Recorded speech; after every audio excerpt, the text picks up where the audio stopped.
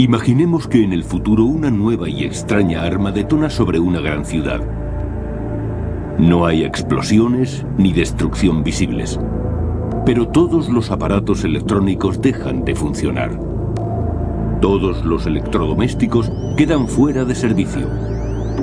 Los ordenadores, las televisiones, los sistemas de emergencia de los hospitales. No hay suministro de agua, no hay calefacción ni luz. Un auténtico retorno a las edades oscuras. Todo lo que hemos construido en los últimos 200 años, sobre todo en los 20 últimos, quedaría completamente destruido, dejaría de existir. Imaginemos lo que costaría reconstruir nuestras ciudades y nuestros transportes. Incluso tendríamos que bombear el agua. Hasta ahí habríamos retrocedido. Imaginemos una variedad completa de armas. Una que puede eliminar la electricidad, otra que puede matarnos. Hemos probado lo que se podrían llamar armas de microondas. Para controlar masas humanas se puede lanzar un rayo, por decirlo así, que actúe sobre una gran superficie y conseguir que sus habitantes experimenten la desagradable sensación de que están siendo cocidos. Algo que en realidad podría ocurrir. Si no han oído hablar de estas armas, no se sorprendan. Su desarrollo ha sido mantenido en secreto. Parece más ciencia ficción que realidad.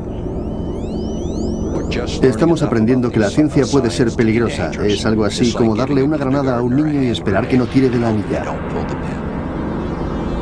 Bienvenidos al mundo de la guerra electromagnética.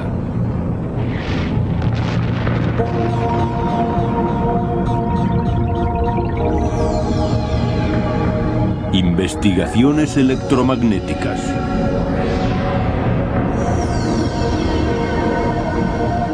Estamos en Bell Island, Terranova, al borde del Océano Atlántico. Un lugar tranquilo hasta que un domingo de abril de 1978, cuando la gente se disponía a ir a la iglesia, cayó desde el cielo un rayo que asoló la apacible isla. Barbara McKean fue testigo del suceso desde su propia casa en Concepción Bay, a 20 kilómetros de Bell Island. Oí aquel terrible ruido, una explosión. Sacudió la casa, los platos temblaron en el aparador. Corrimos a la ventana del salón y miramos a tiempo de ver un objeto oval que se movía muy deprisa. Parecía dejar una especie de estela. El ruido era horrible, ensordecedor. El objeto no temblaba. Se dirigía directamente al océano, así nos pareció entonces, pero después cayó sobre Bell Island. El extraño rayo fue visto por docenas de personas cuando cayó sobre la propiedad de Jim y Susie Beckford, conmocionando aquella tranquila mañana dominical. Los televisores explotaron, los fusibles saltaron y bolas de fuego demolieron las casas.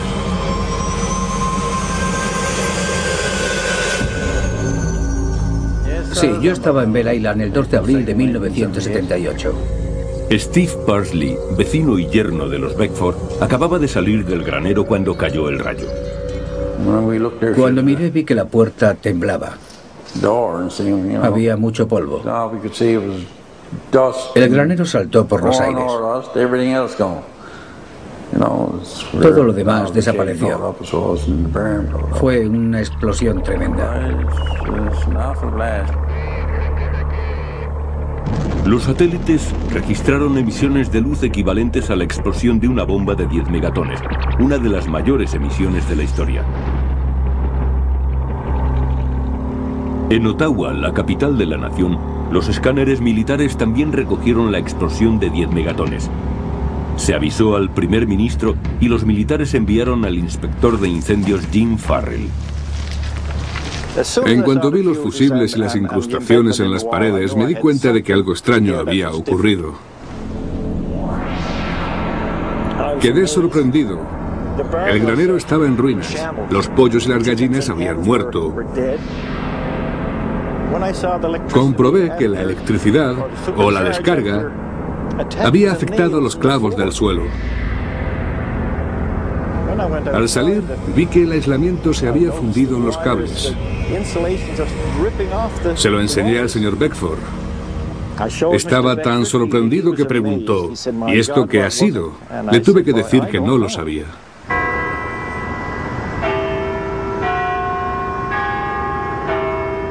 Mientras la investigación militar proseguía, la rama de inteligencia de la Policía Militar de Canadá decidió abrir una investigación por su cuenta.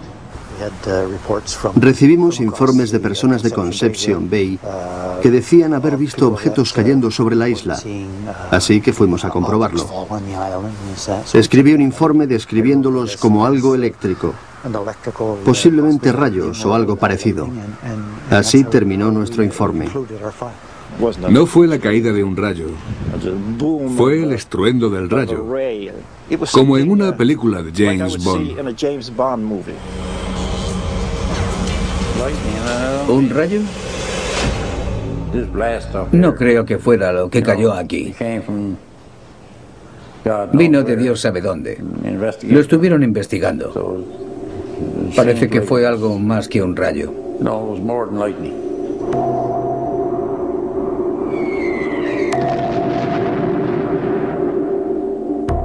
Los informes oficiales dijeron que la explosión fue causada por la caída de un rayo.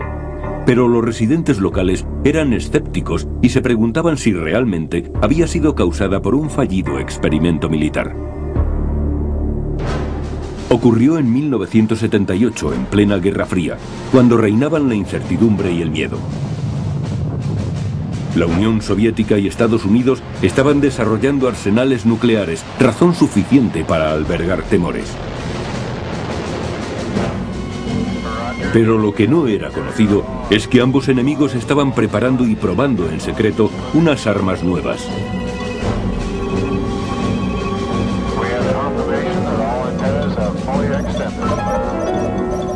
Cuando ocurrió aquel suceso en Belle Island, las armas electromagnéticas o de energía dirigida venían siendo estudiadas desde hacía 30 años.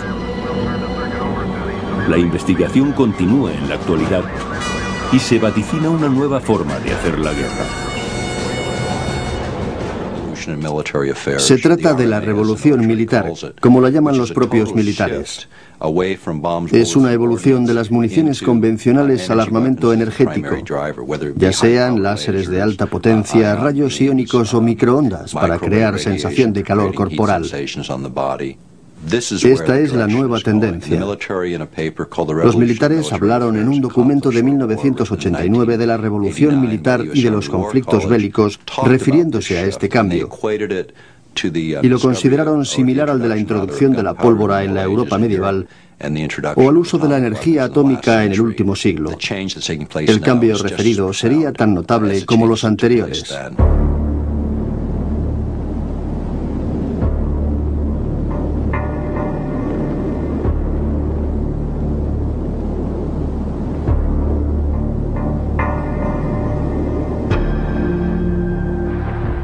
Se ha dicho que la historia de la humanidad es la historia de la guerra. Si esto es cierto, entonces la historia del hombre está a punto de dar un salto aterrador hacia el futuro.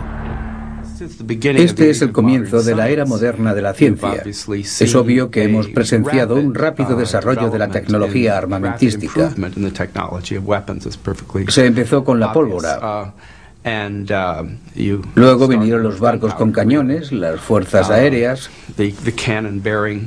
las mejoras en los explosivos, y así una larga serie de avances.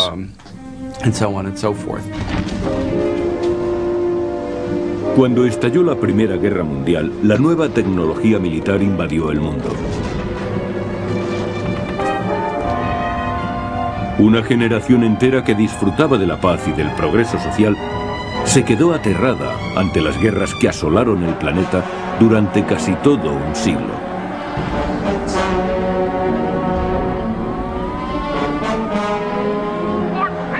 Este progreso en la capacidad técnica para producir violencia alcanzó su apogeo con la aparición del armamento nuclear. Fue la culminación de una tendencia que se inició en la Edad de Piedra, cuando un ser humano cogió por primera vez un hueso para golpear a su rival. Entonces fue cuando comenzó esta evolución que ha continuado hasta el desarrollo de las armas nucleares. La perspectiva de la destrucción mutua pudo haber detenido a las superpotencias, pero no contribuyó a detener el desarrollo armamentístico. Conforme progresa el siglo XXI, la misma tecnología que nos dio el beneficio de los móviles, los microondas y el control a distancia, se aplica ahora a una nueva gama de poderosas armas. Este desarrollo no fue conocido hasta que un periodista del New York Times empezó a investigar. El New York Times quería publicar un reportaje sobre las nuevas fronteras de la tecnología militar. Anteriormente habíamos publicado mucho acerca de lo que se denominaban bombas inteligentes y municiones guiadas por satélite, y ahora queríamos saber cuál sería la nueva frontera. Entrevisté a varios analistas militares que conocía y a inversores de la industria militar y me hablaron de una nueva clase de armamento de energía dirigida o armas electromagnéticas. Así empezamos, pero el gobierno no quería dar mucha información. Muchos de aquellos programas siguen siendo secretos o están clasificados. Los fabricantes trabajan en una gama completa de armamento electromagnético con un poder destructivo cientos de veces superior al de la corriente eléctrica producida por un rayo. Una de estas armas puede aniquilar a los misiles enemigos en el cielo. Otra puede ser usada para cegar a los soldados contrarios en el campo de batalla.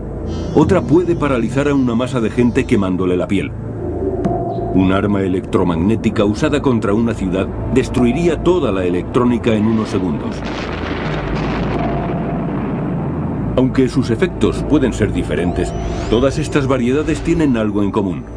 Utilizan energía dirigida, la cual logra generar un poderoso impulso electromagnético. ¿Qué es un arma de impulsos electromagnéticos? Se puede decir de ella, simplificando mucho, pero sin desviarnos demasiado de la realidad, que es un rayo controlado. El impulso electromagnético de un rayo es de una intensidad bastante elevada. Su longitud de onda es demasiado grande. Idealmente, lo que se quiere hacer es pasar de impulsos electromagnéticos de gran longitud de onda, como los rayos, a las microondas. ¿Qué son las microondas? Las microondas tienen una longitud de onda entre 1 metro y 1 milímetro. Nos daremos cuenta de que en nuestra sociedad utilizamos aparatos electromagnéticos que emplean esa longitud de onda entre 1 metro y 1 milímetro. Si nos fijamos en nuestro móvil, es un aparato electromagnético que detecta pulsos, es decir, señales de una antena. Absorbe radiación electromagnética. No está diseñado para aceptar la potencia de los pulsos de un arma electromagnética.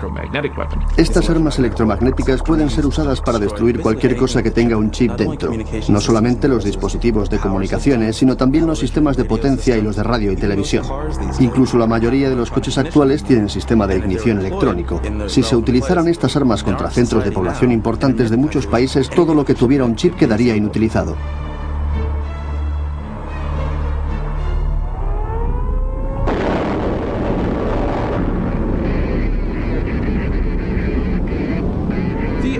El efecto de los impulsos electromagnéticos como arma fue descubierto accidentalmente durante las primeras pruebas nucleares. Cuando se hicieron explosionar las primeras bombas atómicas, los equipos electromagnéticos de registro, de los que teníamos muchos, se estropearon. Todo el mundo se dio cuenta, porque eran utilizados para registrar los efectos de las bombas. Se fijaron en los equipos destruidos y se preguntaron, ¿qué ha ocurrido aquí? Porque no había daños por viento ni por sobrepresión. Pero el equipo había quedado inservible.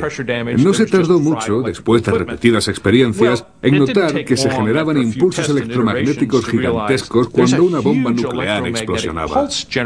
Un gran impulso electromagnético es muy nocivo para equipos desprotegidos. Entonces se dijeron, vale, este es el efecto de una nueva arma. A principios de los años 50, en Los Álamos, donde se realizaban experimentos nucleares, se preguntaron, ¿qué os parece si creamos nosotros esos impulsos electromagnéticos? Y así se comenzó a investigar la forma de convertir la energía explosiva en energía eléctrica. Desde entonces, los laboratorios se han dedicado a programas de investigación de armamento electromagnético y de microondas de alta energía. Los Álamos, Nuevo México. Es el lugar donde se creó la bomba atómica. Toda la zona está controlada por el Departamento de Energía y el de Defensa. Hay carteles que avisan a los visitantes de que las carreteras pueden ser cortadas sin previo aviso en cualquier momento. Es difícil de imaginar que este lugar tan vigilado pueda tener alguna relación con la apacible Bell Island de Terranova. Pero en 1978 estuvieron relacionados cuando los satélites defensivos norteamericanos captaron una luz mucho más potente que la de la bomba de Hiroshima. Esto hizo que 2 científicos de Los Álamos fueran a Bell Island.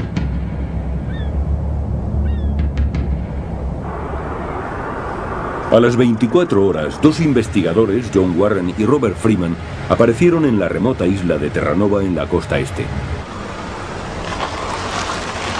La llegada de 2 visitantes estadounidenses de un laboratorio de armamento sorprendió a los residentes de Bell Island. Pero la situación se hizo más extraña cuando llegó un general soviético acompañado por personal militar estadounidense y canadiense.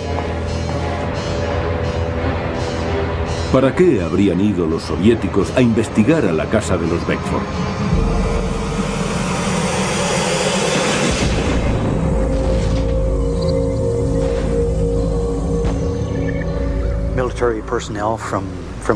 Vino aquí personal militar de Canadá, de los Estados Unidos y de la Unión Soviética.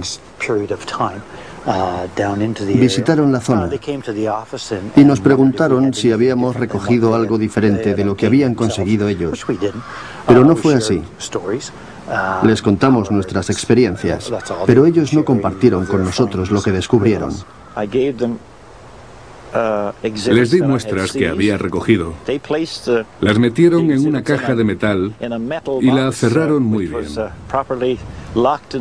Eran muy reservados. Si querían hablar algo sobre ellos, nos decían que les perdonáramos un momento. Y se alejaban y empezaban a tomar notas. Me interrogaron varias veces. ¿Por qué fueron 2 enemigos de la Guerra Fría a investigar la caída de un rayo en Bell Island?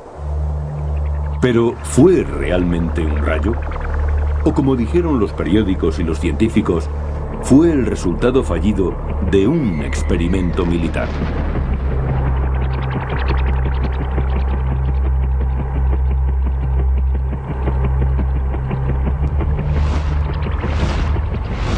La precisión de los impulsos electromagnéticos, al igual que la precisión de nuestras municiones convencionales, ha mejorado mucho. Ahora se puede quitar el suministro eléctrico a una manzana de casas o a un centro de mando y control.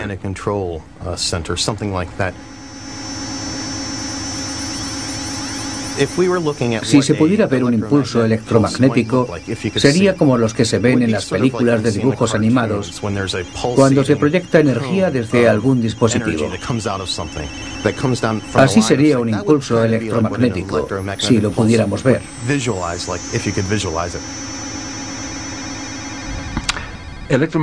Recibimos muchas clases de ondas electromagnéticas. Hay gente que no sabe que lo que nos hace visibles es precisamente una de ellas. Forman parte del espectro electromagnético y nuestros ojos perciben esas ondas. El calor es también una onda electromagnética. Cuando decimos que el sol nos calienta, lo hace por medio de unas ondas que no vemos, pero que nuestra piel siente. La radiación electromagnética nos afecta continuamente. Ocurre lo mismo con los teléfonos móviles y también con los televisores. Estas ondas electromagnéticas pueden ser utilizadas de muchas formas. En Alaska hay instalaciones que las aprovechan. El HAARP es un experimento de energía dirigida que están realizando los militares estadounidenses. Desde las antenas del HAARP, las ondas se dirigen hacia la ionosfera por encima de la superficie terrestre. La ionosfera forma parte de la atmósfera, contiene partículas cargadas eléctricamente y actúa como un espejo. Refleja las ondas de radio a la Tierra. Al enviar ondas de radio a la ionosfera, se aceleran sus partículas calentando ciertas áreas. Después, las partículas reflejan la energía que baja a la Tierra.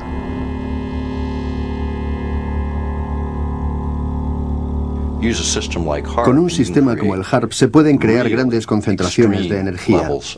Cuando el HAARP envía la energía a la ionosfera en la frecuencia adecuada, puede captar otra energía que ya se encontraba allí y transformarla para ser utilizada por el sistema. El HAARP es tan potente que puede hacer que la ionosfera vibre en armonía con su señal. La señal de HAARP se puede utilizar como un radar más allá del horizonte para detectar misiles y aviones hostiles. Para ello se usan dos sistemas diferentes. Uno crea un espejo de plasma y el otro reenvía la señal. En cuanto los misiles enemigos son detectados, el ejército puede utilizar diversos sistemas de energía dirigida para eliminarlos.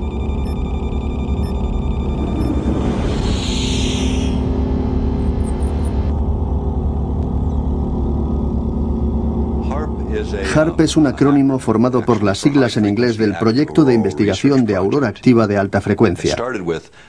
Lo inició el Dr. Bernard Eastlund y realmente es un sistema vanguardista de defensa contra misiles. Puede utilizarse contra misiles balísticos que provengan de enemigos impredecibles o de enemigos tradicionales. Tal como originalmente fue concebida la antena, debía ser lo suficientemente grande y potente para introducir modificaciones importantes en la ionosfera. Se construyó en los momentos difíciles de la Guerra Fría. Todo entonces se enfocaba hacia la defensa contra un posible ataque masivo de misiles soviéticos. El plan consistía en crear un escudo que protegiera a Canadá y a los Estados Unidos de los misiles enemigos. Mientras los norteamericanos desarrollaban esta tecnología, los soviéticos realizaban experimentos similares. Algunos opinan que la explosión de Belle Island fue el resultado de las pruebas soviéticas de las nuevas armas de energía dirigida. Se decía que Belle Island hizo de imán gigante. El lugar contiene grandes depósitos de mineral de hierro y las minas abandonadas cuentan con muchos kilómetros de tuberías de cobre. Se cree que aquel día de 1978 se originó una señal electromagnética sobre la isla que fue la que desencadenó la catástrofe. El acontecimiento de Belle Island es único. No sé de otro igual. Por eso es difícil saber lo que sucedió allí. Pero pudieron suceder varias cosas.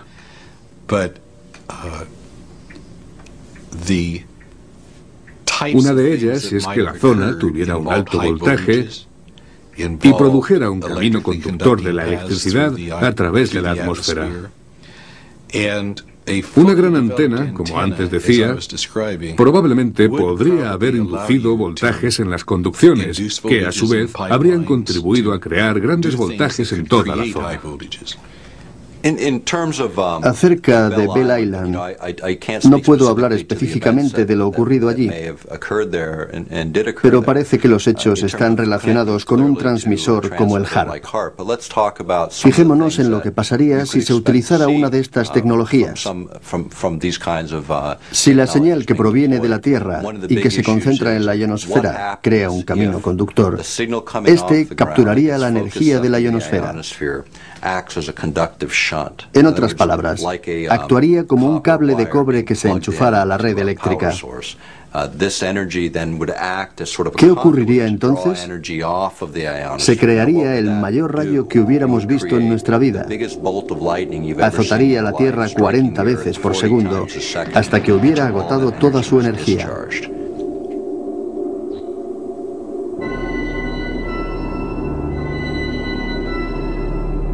Aunque se ha conocido muy poco hasta ahora acerca del armamento electromagnético, esta ciencia no es nueva. La investigación comenzó hace bastante tiempo.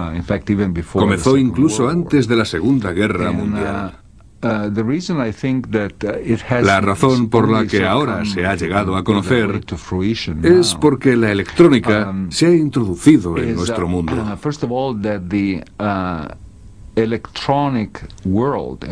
La red, Internet, todas estas redes electrónicas globales que ahora son tan importantes, han pasado a convertirse en objetivos militares. Si se puede conseguir que la red global se vuelva inoperativa, se dispondrá de un arma muy poderosa. Puede que el campo de batalla sea ahora diferente. Se ha especulado que estas armas fueron utilizadas en Kosovo en 1999 y después en la guerra de Irak de 2003. Se ha llegado a afirmar que en esta última contienda fue lanzada una versión especial y secreta del misil Tomahawk. Poco después del lanzamiento, las luces se extinguieron en Bagdad, aunque no se registraron daños en la estación de distribución de energía eléctrica. Lo que sabemos es que se desplegaron bombas E de microondas muy potentes que pudieron haber sido lanzadas por medio de misiles de crucero Tomahawk. Creo, y mis fuentes militares así me lo indican, que esos ingenios pudieron ser utilizados por primera vez en Irak, pero no ha habido confirmación pública de ello. ¿Han pasado ya los días de sorpresa y conmoción? ¿Han sido sustituidos por armas y máquinas invisibles? Estas nuevas armas, las bombas E, los láser, vehículos MAD y microondas, ¿usarán energía dirigida para destruir misiles en el cielo? ¿Neutralizarán al enemigo sin derramar sangre? ¿Atacarán los sistemas de comunicaciones dejando a los centros de mando y control sumidos en el caos? A diferencia de las bombas convencionales, la bomba E apunta al objetivo. Un inmenso impulso eléctrico sale de la bomba concentrando la energía delante, en la antena de microondas. La bomba se desintegra en el aire justo en el momento en el que el rayo de microondas es lanzado contra el área del objetivo. Este área ha sido denominada la huella mortal. Cualquier aparato electrónico que no hubiera sido protegido empezaría a arder y olería a barniz quemado. Todos hemos visto quemarse un electrodoméstico y conocemos ese olor característico. Oleríamos así porque los aparatos estarían friando. El objetivo de las armas electromagnéticas es hacer que ardan los circuitos internos. Hay una segunda categoría de armas que utilizan la energía láser. Mientras que las armas electromagnéticas lanzan un potente impulso, el láser es un hilo continuo de radiación con intensidad suficiente para causar grandes daños. Podremos usar láser de alta energía no solamente para destruir aviones, sino también, y esto es más importante, para destruir vehículos no tripulados, que son blancos pequeños. También han sido exitosas las pruebas de destrucción de proyectiles de artillería. Usando los láseres de gran potencia dirigidos a un blanco muy pequeño, hacen que estalle el proyectil antes de que llegue a tierra. Estas nuevas armas no han sido diseñadas únicamente para combatir a la artillería y a las comunicaciones. Han sido diseñadas también para ser usadas contra las personas. Una de las cosas que se trata de conseguir es un láser cegador para que los soldados enemigos, al mirar a uno de esos láser de banda ancha y de barrido tratando de atacar una posición, queden temporalmente ciegos. Hemos estado haciendo pruebas con ellos. Los llamamos armamento de microondas para control de masas. Lo que hacen en lugar de lanzar un impulso único es dirigir energía continuamente calentando la piel con mucha rapidez. Algo muy parecido a los hornos de microondas, casi igual, pero lanzan pulsos controlados de microondas. De esta manera se puede conseguir enseguida que una fuerza atacante se retire cuando empieza a sentir que la piel les está ardiendo. Algo bueno que tienen las armas de microondas es que no es necesario matar a las personas. En los países donde hay guerra, no es siempre fácil distinguir a las fuerzas de oposición de los civiles. Si se utilizan armas de energía dirigida similares a los inofensivos apuntadores rojos de láser o a los escáneres de los supermercados, los militares pueden detener a sus enemigos sin causarles heridas permanentes. En Somalia había milicianos que no llevaban uniforme. Iban mezclados con civiles. Era casi imposible saber quién era quién. Lo hacían para disparar con impunidad contra los soldados norteamericanos.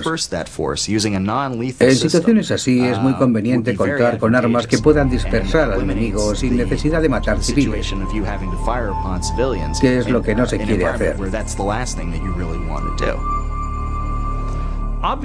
Obviamente, si lo que se quiere es disuadir al oponente en lugar de matarle, entonces estas son las armas ideales. Conforme vamos avanzando hacia un mundo más civilizado y se muestran más imágenes de las guerras, van quedando atrás los días de las carnicerías masivas, como aquellos de la Primera Guerra Mundial. Desde un punto de vista político, esos días ya han pasado. Por eso debemos contar con armas para hacer la guerra de una manera más civilizada.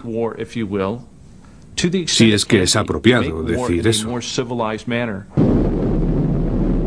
¿Serán estas nuevas armas más civilizadas que las convencionales? Los efectos a largo plazo de las bombas nucleares no fueron considerados en su momento, ni llegaron a conocerse del todo. Yes, atomic warfare staggers the imagination. But atomic warfare is still the old story. Get there fastest with the mostest. And because automatic bombing, although in the predictable future, is still not yet here, the best way to get the mostest there the fastest is by the wings of the Air Force. Todas las armas tienen consecuencias no deseadas e inesperadas. Para comprobarlo solo hay que fijarse en el armamento nuclear. Pensemos en el síndrome de la Guerra del Golfo. Ahora se cree que se originó debido a la exposición a productos químicos, unos productos que pueden haber sido utilizados también en la última guerra. No estamos muy seguros de esa relación, pero se sabe que afectaron a los veteranos de otras contiendas y no han recibido compensación económica del gobierno.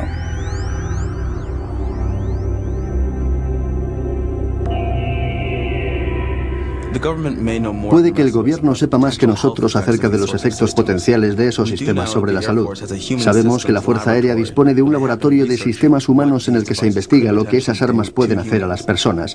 Sus investigaciones no se han publicado. Teóricamente, esas armas han sido construidas para afectar a la electrónica sin dañar a las personas, pero pasarán años antes de conocer las consecuencias que esas armas puedan tener sobre la salud de los seres humanos.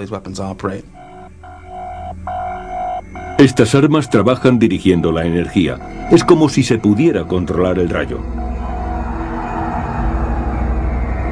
Cuando se dio la explosión de Belle Island en la casa de los Beckford, fue difícil asegurar si el misterioso fenómeno tuvo repercusiones para las personas. Los vecinos dicen que Susie Beckford no fue la misma desde aquel día. Puede ser una coincidencia, pero murió 4 meses después. La causa de su muerte fue un fallo del corazón.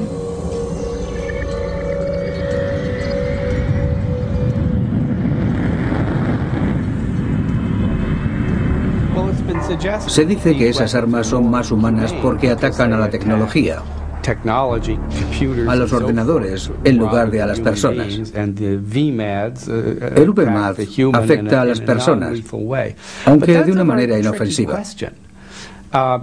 Si bien esa es una cuestión engañosa, pues esas mismas armas pueden freír nuestros ordenadores. Y el problema de proteger al propio armamento contra los impulsos electromagnéticos es algo que todavía no ha sido resuelto. Y es posible que no se pueda resolver nunca.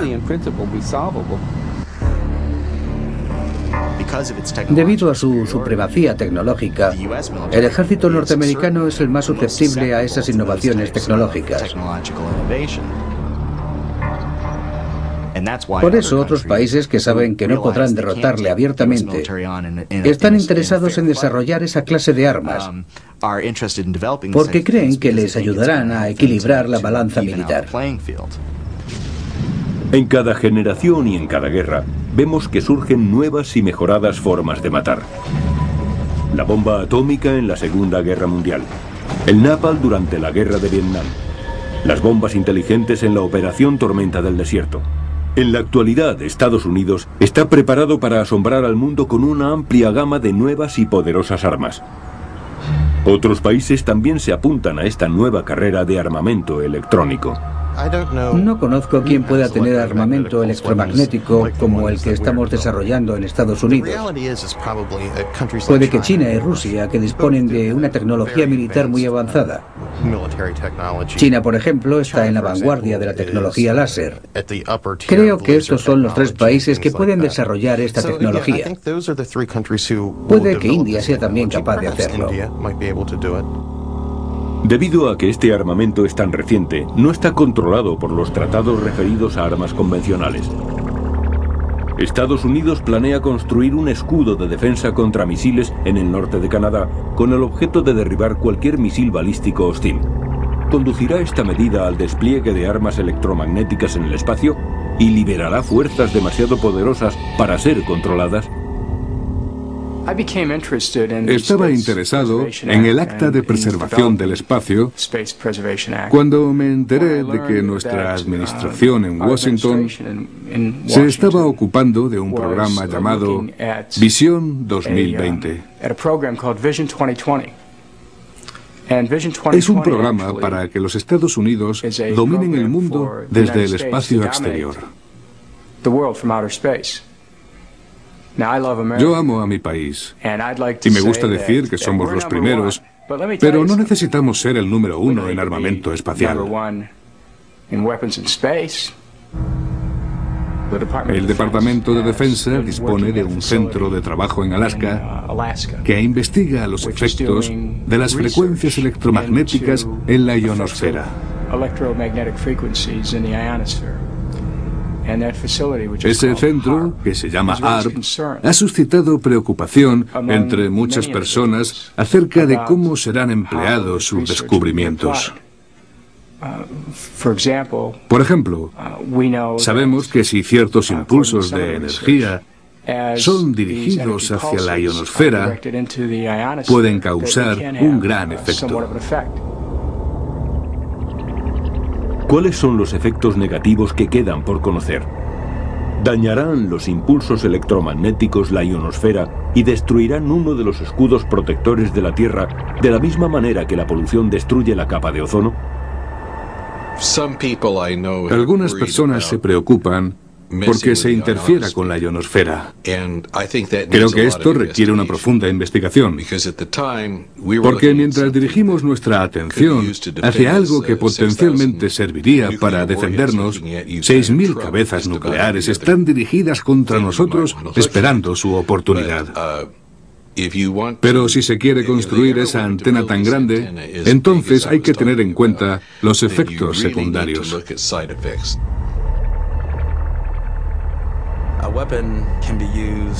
Un arma puede usarse como protección, como disuasión, pero también puede usarse para agredir.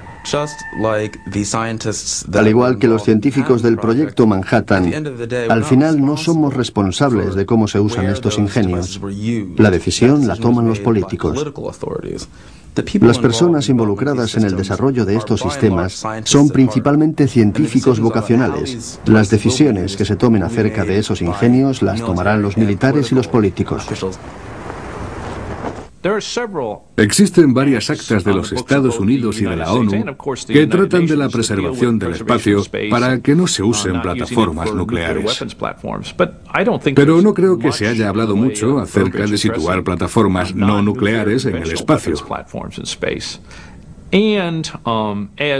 Como nuestra decisión de abandonar el Tratado Antimisiles Balísticos demuestra claramente, cuando desarrollemos una tecnología que creamos válida para defender los Estados Unidos, hay que olvidarse de los tratados. Tenemos que defendernos. Cambiaremos los tratados para que sean consecuentes con lo que nos ofrece la tecnología actual. Eso es lo que ocurrirá. Desde los acontecimientos del 11 de septiembre, la opinión pública de la nación ha cambiado. Y ha cambiado hacia un punto de vista pro-militar.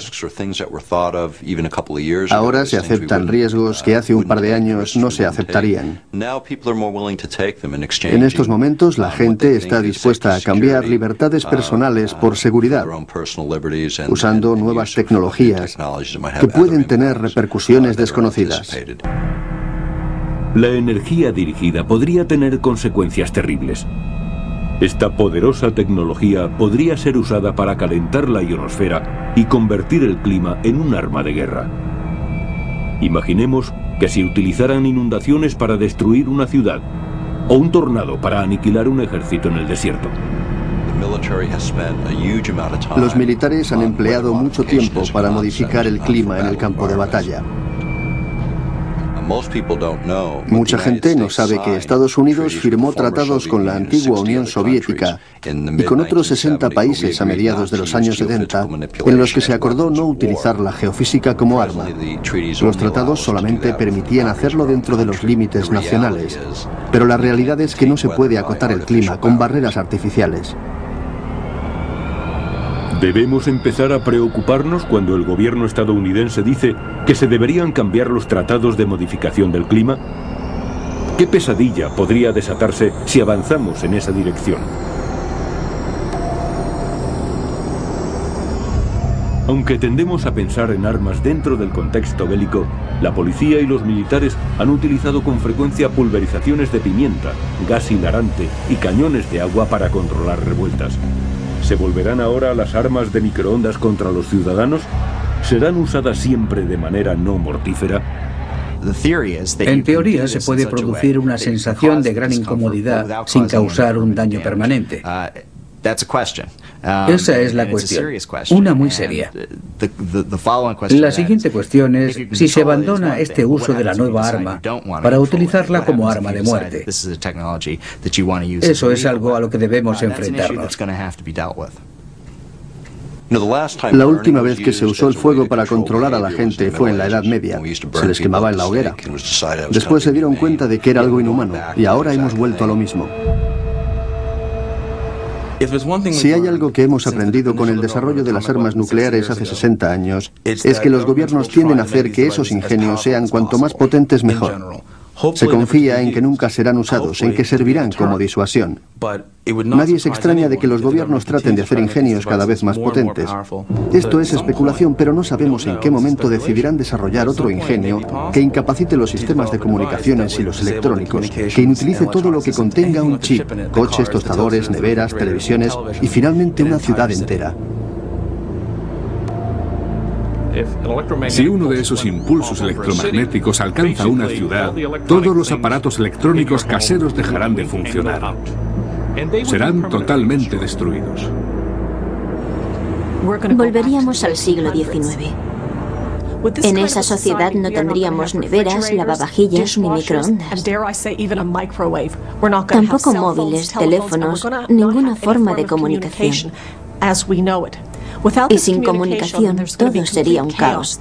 Habría pánico en las calles. Me refiero al control de masas. Habría un caos total. Sabemos que los fabricantes de armas continuarán perfeccionando el armamento electromagnético, pero no sabemos qué efecto tendrá en el medio ambiente o en las personas. ¿Nos traerá el futuro más incidentes como el de Bell Island? ¿Masivas explosiones de energía que siguen sin ser explicadas? ¿Qué ocurrió realmente en aquella pequeña isla en 1978? Muchos creen que fue el resultado de un experimento militar fallido. ¿Qué hacían allí un general soviético y los científicos de los Álamos?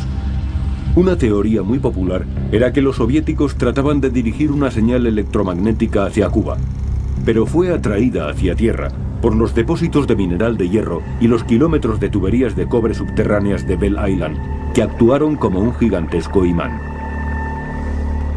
Otros dicen que fue una poderosa llamarada solar, y hay quien dice que fue un rayo caído del cielo. Nunca sabremos lo que ocurrió realmente en Bell Island, si el rayo fue un fenómeno natural o el efecto de un arma. Pero lo que sí sabemos es que el nuevo armamento tratará de imitar la explosión de Bell Island. ¿Qué ocurriría si aquello tuviera lugar no en la tranquila Bell Island, sino en Toronto o Nueva York? ¿Qué daño hubiera causado en una ciudad densamente poblada? Creo que cuando hay vidas humanas involucradas, debemos participar en la discusión. Las personas deben contar en un debate sobre sistemas armamentísticos que pueden cambiar la forma de hacer la guerra.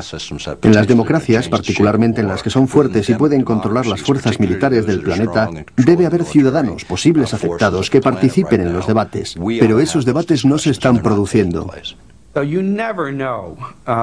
No se conocen los efectos que el uso de estas armas pudiera producir a largo plazo,